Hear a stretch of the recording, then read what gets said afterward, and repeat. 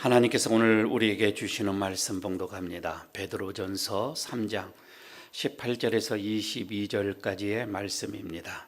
신약성경 제성경 381쪽입니다. 베드로전서 3장 18절에서 22절까지 제가 봉독하겠습니다. 그리스도께서도 단번에 죄를 위하여 죽으사 의인으로서 불의한 자를 대신하셨으니 이는 우리를 하나님 앞으로 인도하려 하심이라.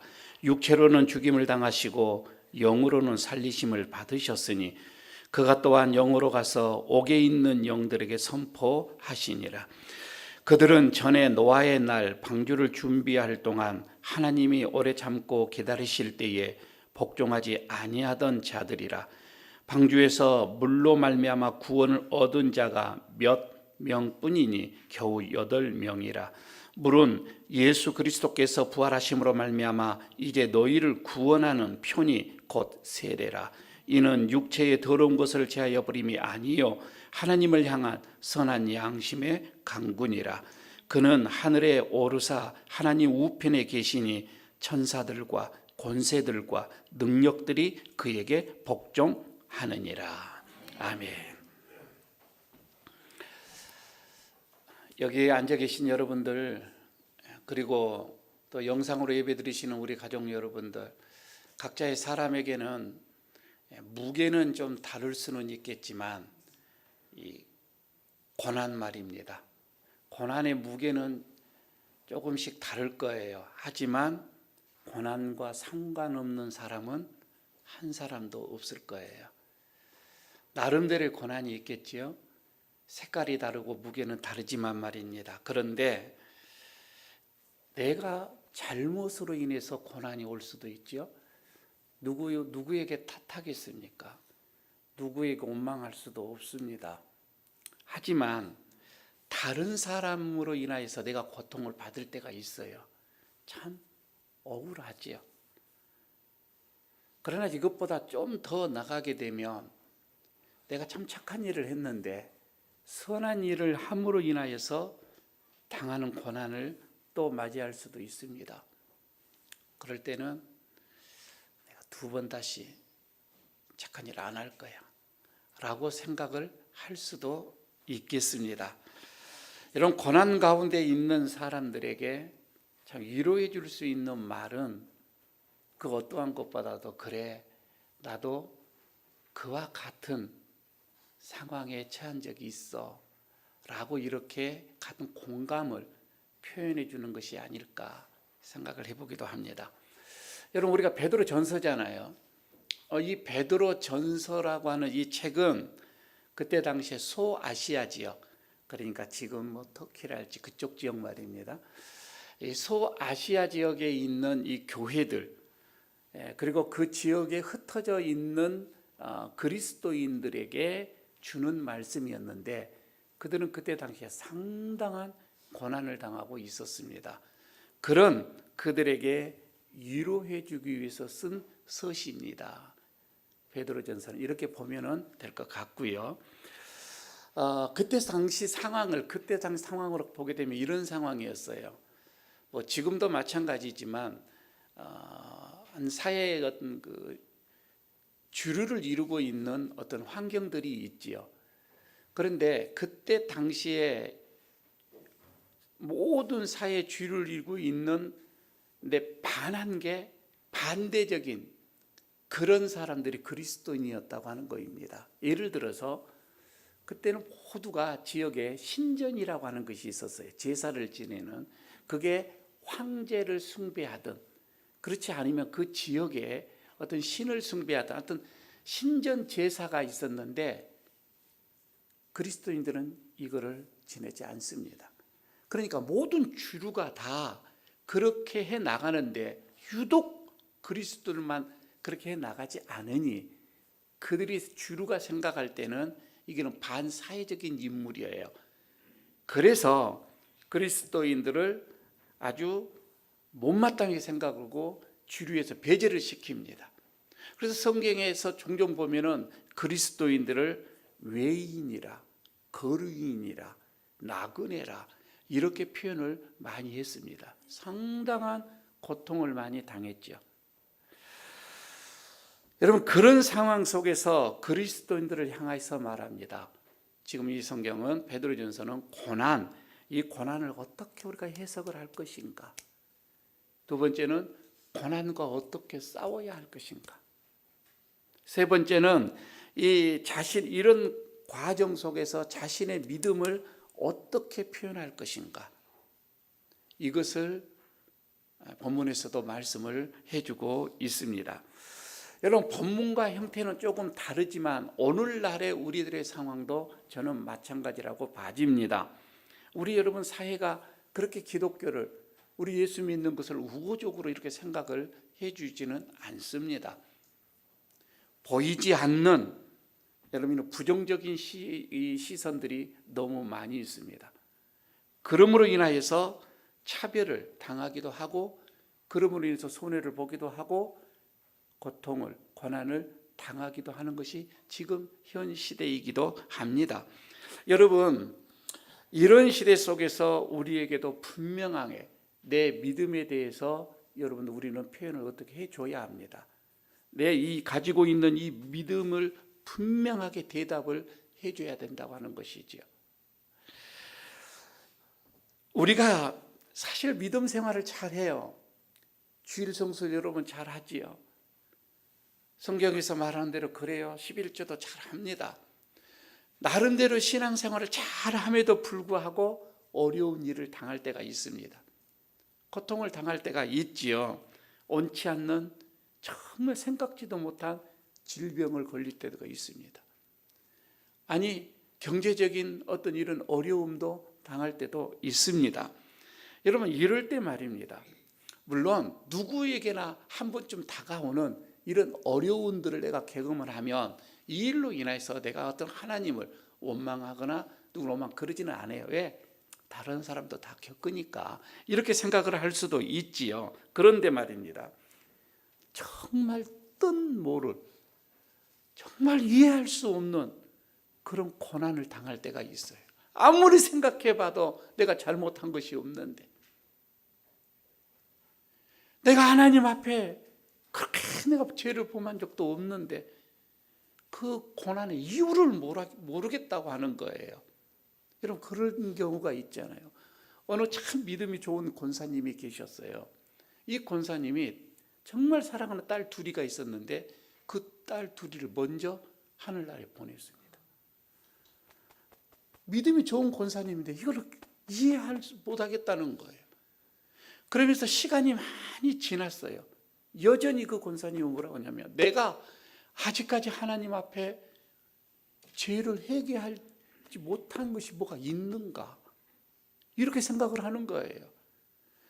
아니, 자기는 정말 하나님 앞에 지금까지 믿음으로 살아왔는데 내가 알지 못하는 죄가 있는가, 이렇게 본인의 죄에 대해서, 그래서 이 어려움이, 고난이 나에게 왔다라고 이렇게 생각하는 이런 분들도 있었다 이 말입니다. 뜻 모를 고난, 이걸 여러분 어떻게 해석을 해야 할 것인가?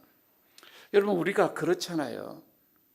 이해하기 어려운 고난들, 아니 그걸 한 단계 좀 넘어간다며 선한 일을 했는데 어려움을 당해요. 착한 일을 했는데 원치 않는 어려움들이 와요. 여러분, 이럴 때는 더 어떡하겠느냐는 거예요. 분명하게 내가 의로운 편에 섰는데, 착한 일을 했는데, 하나님께서 기뻐하실 만한 그 일을 내가 했는데 왜 나에게 고난이 오냐 이 말이에요. 왜 내가 어려움을 당해야 하는지 이해할 수 없는 그때 말입니다. 여러분, 이런 혹독한 시련이 왔을 때에, 고난이 왔을 때 내가 어떻게 해석을 해야 할 것인가, 오늘 본문에서 우리에게 말씀을 해주고 있습니다. 하나님의 음성을 들어보시기를 바랍니다. 첫째는 그리스도를 위한 고난, 내가 예수님 때문에 받는 고난인지 아닌지를 구별을 먼저 해야 합니다. 모든 게 다 고난이 예수님 때문이다, 그리스도 때문이다, 하나님 때문에 내가 당하는 고난이다, 그렇게 생각을 할 수는 없다 이 말입니다. 고난을 분별을 먼저 해줘야 하는 것이지요. 여러분, 당시에 베드로 이 사도가 쓴 이 베드로 전서, 이것을 쓸 그때 당시에 말입니다. 특히 교회들이 막 생겨날 때입니다. 일어날 때 신생 교회들, 엄청 교회들이 고난을 많이 당했지요. 그때 여러분, 이 고난의 의미, 그리고 이 고난이 주는 유익, 여기에 대해서 권면을 베드로가 해주고 있는데 이거예요. 믿음 때문에 당하는 이 고난, 내가 예수님을 향하여서, 내가 예수님을 믿고 예수님을 따르고 예수님을 사랑함 때문에, 신앙생활을 내가 해야 하기 때문에 당하는 이 고난, 이 고난은 예수님의 이 고난, 그리스도의 이 고난과는 뗄 수 없는 상황이다, 이렇게 먼저 말씀을 합니다. 여러분, 가만히 생각해봐요. 우리가 신앙생활 하면서 믿음 때문에 당하는 고난들은 분명히 있을 거예요. 아니, 꼭 고난이 여러분 육체의 고통만이 고난은 아니고요. 참 내가 하고 싶은 일 못하는 것도 고통이죠. 그죠? 나는 이게 마음대로 하고 싶은데 그걸 못하는 게 얼마나 여러분 우리 마음속에 고난이에요, 고통이에요. 이런 것들이 얼마나 많으냐 말이에요. 보기 싫어 죽겠는데 사랑을 해야 돼. 참 힘들어요. 그러나 신앙생활을 해야 되니 그를 사랑해야 되고 이해해야 되고 용서해 줘야 되고, 그로 인해서 내가 손해봐야 되고, 상당한 고통이 있죠.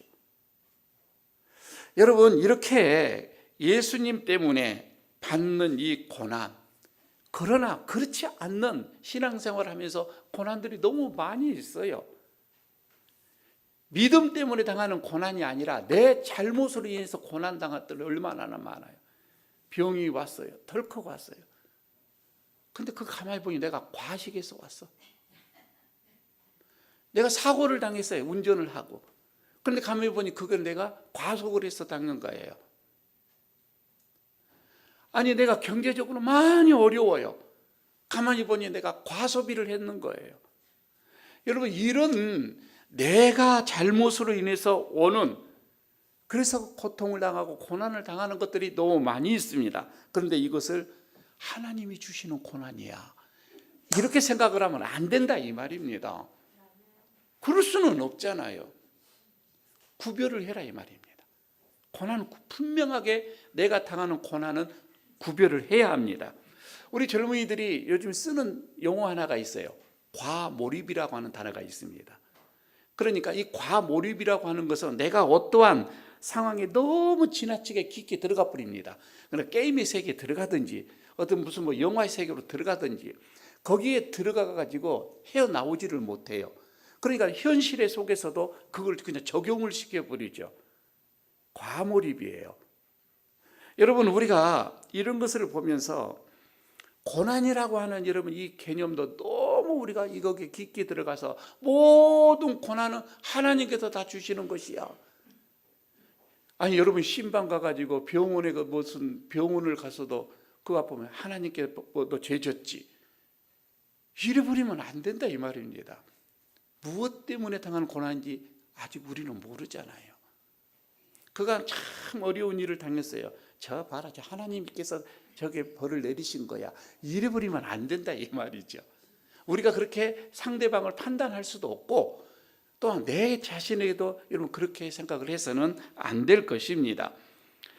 여러분, 그래서 사도 바울이, 물론 아니 이 베드로가 우리가 3장이지만 2장 19절에서 21절까지 보면 고난을 3가지 이유를 딱 정리를 해놨습니다. 아주 첫 번째는 부당한 고난을 당하는 것이 있다 이 말입니다. 이걸 다시 말하면 애매한 고난, 뭐 때문에 아직 이유를 모르겠다는 거예요. 그런데 당해 고난을, 여러분 그러면 그때는 그냥 꾹 참아라, 아름다움이 있을 것이다, 이렇게 얘기를 해줍니다. 두 번째는 내가 죄로 인해서 당하는 고난이 있습니다. 무슨 유익이 있겠느냐, 누구에게 칭찬을 받겠느냐, 그거예요. 그러나 그 고난도 끝낼 수는 있습니다. 어떻게? 회개를 하면 말입니다. 끝낼 수는 있겠죠. 세 번째는 의를 위해서 당한, 선을 행하다가 당한 고난이 있습니다. 이거는 정말 하나님 앞에서 아름다운 것이라 이렇게 얘기를 하죠. 이것을 받으셔라. 그리스도께서 그렇게 했다. 이런 말씀이 되겠지요. 오늘 그래서 20절에서도 2장 20절로 죄가 있어 매를 맞으면 매를 맞고 참으면 무슨 칭찬이 있겠느냐. 빨리 회개하는 것이 낫죠. 이런 부분 속에서는 말입니다. 결국 우리의 삶에 닥치는 이런 많은 어려운 일들, 그리스도를 위해서 내가 당하는 이 고난인지 아닌지를 먼저 구분을 하자, 이런 얘기입니다. 내 때문에 내가 잘못해서 당하는 고난도 있을 것이다, 이거예요. 그래서 너무 여러분 그렇다고 해서 죄책감에 너무 빠져서 그럴 필요도 없지만 내 죄에 대해서 너무 여러분을 한량하게 또 생각할 수는 없는 일이죠.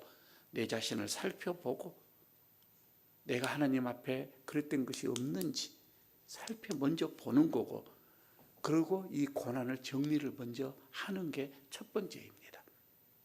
두 번째는 여기서 보게 되면, 그래, 내가 믿음 때문에 당하는 고난이 올 수 있어요. 그리스도를 위해서 당하는 고난이 올 수가 있어요. 신앙생활을 하다 보면요, 여러분, 그런 고난은 우리를 굉장하게 성숙하게, 믿음을 성숙이로 우리를 올라가게 해줄 거예요.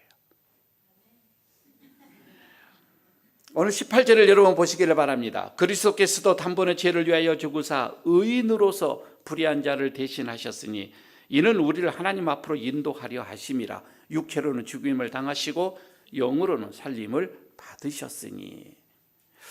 여러분, 이렇게 성도들이 받는 고난을 그리스도께서 받은 이 고난과 예수님이 당하시는 이 고난과 지금 연결을 이렇게 시키고 있는데, 여기서 말입니다. 왜 우리는 선을 행하면서도 고난을 당해야만 할까? 이거이죠. 이것을 예수님의 사심으로 대답을 해주고 있습니다. 예수님은 영으로 사셨다. 고난을 당하심으로 원치 않는 우리들을 위해서, 상대방을 위해서 대신 고난을 당하심으로 인해서 예수님은 영적으로 사심이라고 말씀을 해주고 있지요. 진짜 선한 삶을 사셨지만 인생의 이런 고통, 이런 고난, 이런 역경, 이것을 한 몸에 받으셨구나. 여러분, 우리가 예수님이 무슨 죄 때문에 당하신 것은 없었잖아요. 그러나 그 고난, 십자가의 고난은 이루 말할 수가 없었죠. 그러니까 선을 위해서 당하신 고난이에요. 좋은 일을 위해서 당하신 고난이었다, 이 말입니다. 고난이 뜻 모를 고난이 아니라, 예수님은 왜 내가 이런 고난을 당할까, 이게 아니라 분명한 고난의 어떤 그 목적을 가지고 지금 당하시는 거예요. 어떤 목적? 우리를 구원하시기 위해서, 우리를 천국으로 인도하시기 위해서, 죄인들을 의인으로 만들기 위해서 당하시는 고난이었다, 이 말입니다. 목적을 가지고서 당하시는 이 고난 말입니다. 예수님은 자신의 허물과 죄 때문에 죽으신 것은 아니에요. 절대로 아닙니다. 죄인들 때문에 죽으셨다. 여러분, 의인으로서 불의한 자를 대신했다. 예수님의 고난이에요. 자, 여러분, 우리가 성도로서 신앙생활하면서 고난을 당합니다. 믿음 때문에. 이거는 예수님의 이 고난에 참여하는 거예요. 이것을 여러분, 우리가 정리를 하게 되어진다면, 지금까지 말입니다. 가만히 보십시오. 지금까지 우리는 구원의 선물을 받았어요. 하늘의 선물을 받았어요. 구원이라는 선물도 받았어요. 마음의 평안이라는 선물도 받았어요. 상황에 관계없이 기쁨의 선물도 받았어요. 좋은 사람들 선물을 받았어요. 얼마나 많은 선물을 받았는지 몰라요. 그러면 이제는 여러분, 우리가 선물을 받은 것으로 끝나는 것이 아니라 선물을 받은 자들이 이제는 나누어줘야 하는 성숙함으로 가야 한다, 이 말입니다.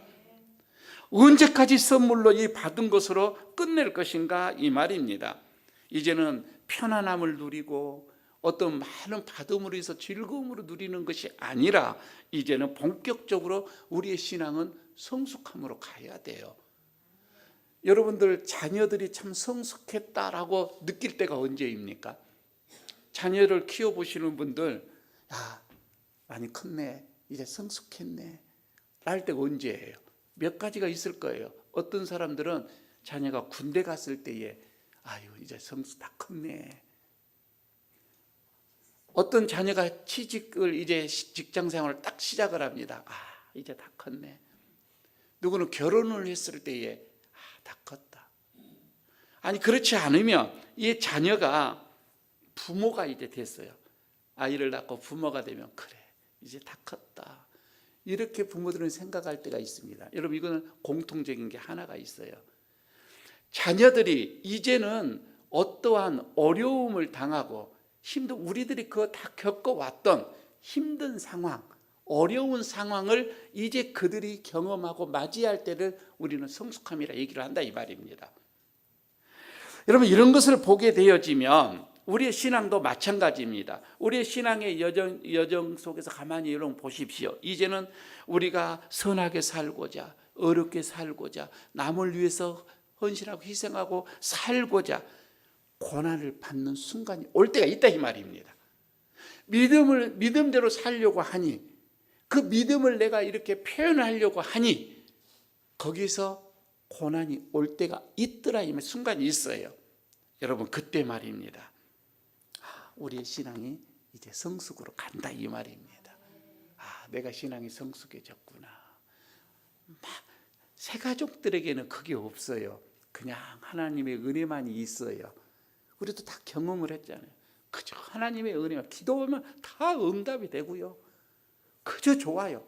그런데 어느 순간인가 헌신할 때가 오고 희생할 때가 오고 뭔가 막 이게 다른 사람을 분명했는데 어려움도 오고, 여러분 그럴 때 이제 신앙의 성숙으로, 믿음의 성숙으로 가더라 이 말입니다. 그래서 여러분, 우리가 그리스도의 고난에 동참한다, 이거는 우리의 신앙이 그만큼 이제 성숙했다, 하나님이 우리의 믿음을 성숙하게 받아들였다, 이렇게 봐도 되겠죠. 세 번째로 봅니다. 하나 더 봅니다. 여기서 말입니다.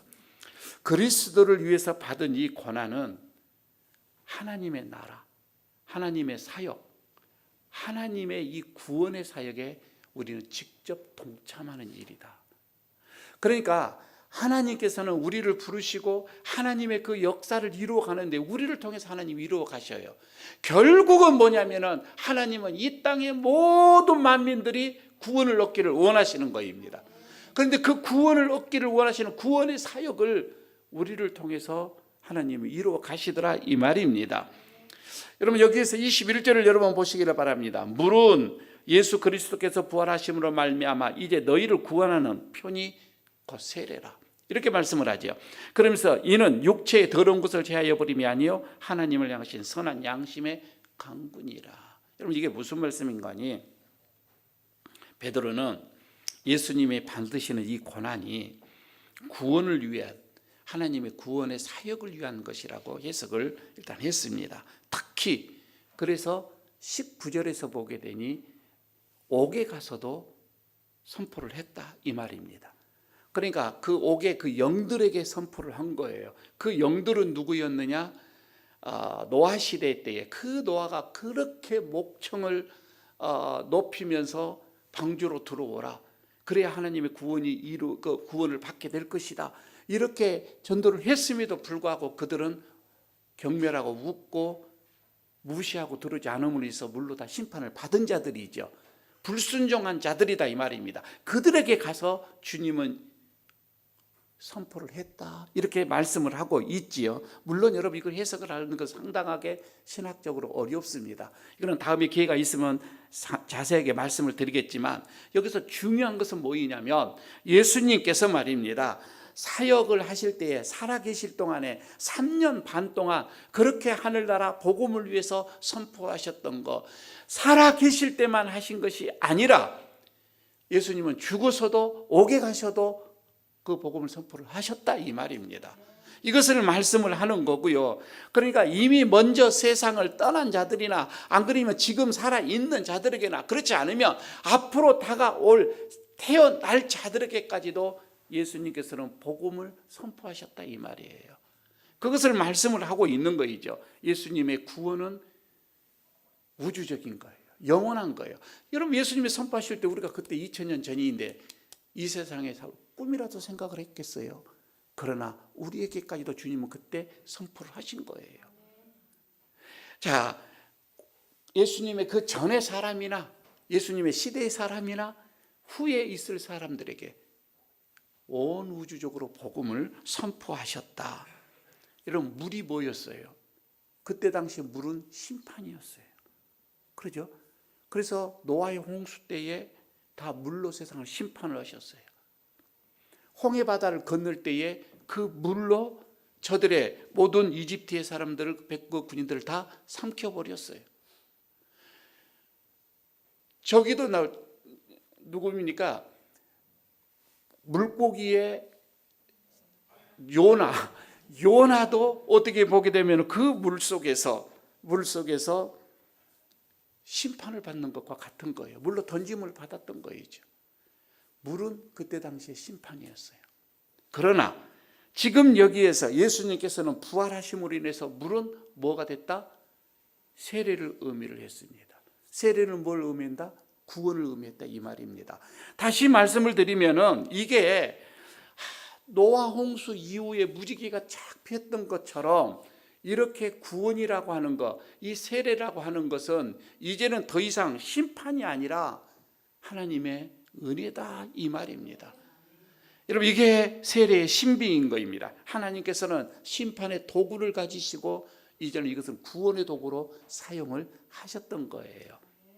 자, 이렇게 보게 되면 하나님의 뜻에 순종하는 우리들 말입니다. 우리 모두에게도 이것은 동일하게 이제 적용이 되어지고 있는 것이지요. 한번 여러분 보시기를 바랍니다. 우리의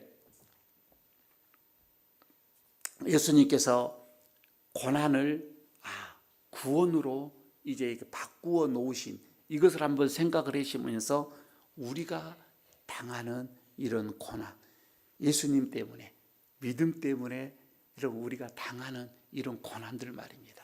이것은 결국은 우리를 구원하는 표가 될 것이다 이 말이에요. 여러분 우리가 예수님 때문에 뜬모를 고난, 아니 내가 좋은 일을 했는데 당하지요. 구원의 표시로 보시기를 바랍니다. 오늘 이것을 우리에게 말씀을 해주고 있는 거예요. 겉으로 보기에는 실패하고 또 낙심할 때가 있지요. 내가 예수 믿음으로 인해서 내가 이렇게 손해봐야 되고, 예수 믿음으로 인해서 내가 이렇게 낮아지고, 예수 믿음으로 인해서 내가 이렇게 굴욕적이고, 예수 믿음으로 인해서 여러분 내가 아무것도 아닌 것처럼 여러분 이렇게 보여질 수밖에 없는 그런 상황. 그러나 하나님의 선하신 계획은 우리의 그런 절망에서부터 시작을 합니다. 하나님의 계획은 우리의 가장 낮아짐, 없어짐, 여기에서부터 시작이 되더라 이 말입니다. 한번 가만히 생각해 보시기를 바랍니다. 우리나라 말입니다. 아니 우리나라가 부흥을 할 때가 언제였어요? 1900년도에 1910년도에 정말 어려울 때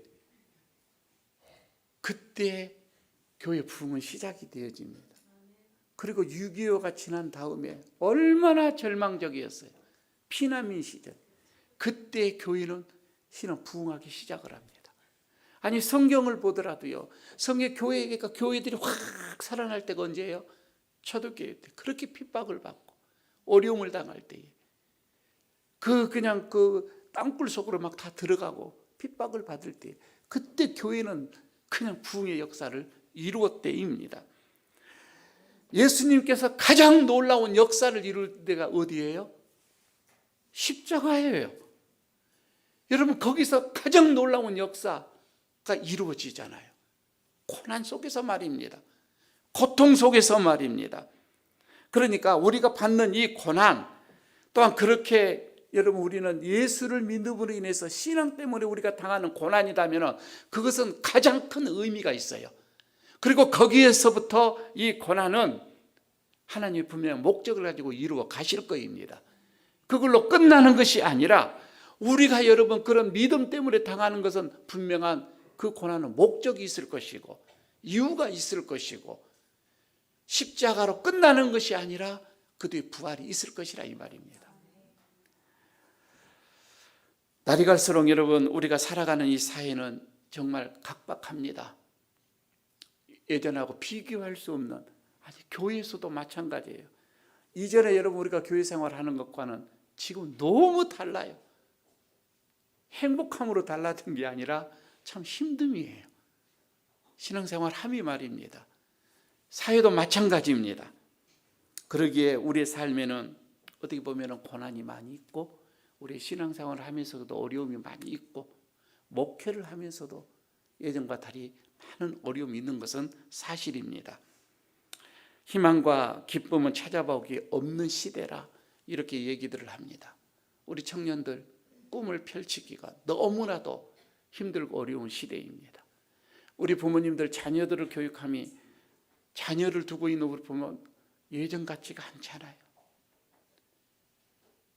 마음 편하게 자녀들을 놓고 우리가 잠들 때가 얼마나 있어요. 그냥 우리가 믿음이 있어 하나님께 맡겨서 그렇지. 바야흐로 여러분 밤은 찾아왔습니다.